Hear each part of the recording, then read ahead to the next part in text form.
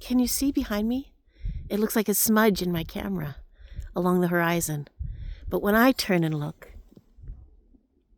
it's a beautiful range of the Nor'westers, all clear cut. I can see right down to the bay. Psalm 121 we had in church yesterday. If I turn my eyes, let me see if I can open it up here. Psalm 121. I will lift mine eyes unto the hills, from whence cometh my help, it begins. And the Lord shall preserve thy going out and thy coming in from this time forth and even forevermore, is how it ends. And between it says the Lord is always with us.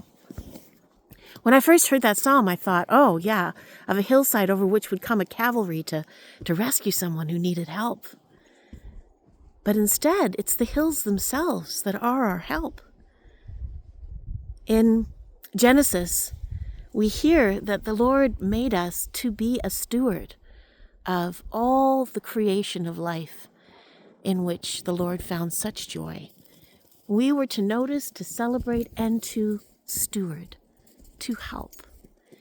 Not just to harvest, but to thin in the harvesting so the root-bound plant grows more verdant, is how I now understand this job of ours. And when we are troubled and weighted by all the things that get our attention and worry us, am I good enough? Am I needed? Am I doing the right thing? Have I angered someone? Will I be condemned by their opinion? If you step out to the hills and raise your eyes to them, among the trees, in a field, it's easier to let go of that buzz and sink into the same wonder that is so at hand when we come into this world. Have you ever been there for a birth? When a person is born? I mean, that person has been company for their mother for all their growing big enough to come into the breathing air. They're not unexpected. And yet it is such a miracle of a moment, of an hour, of a day, when people come into the world.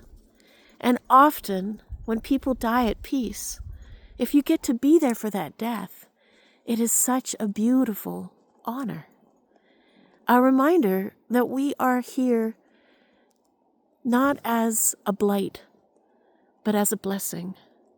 That we are not unseen, but cherished.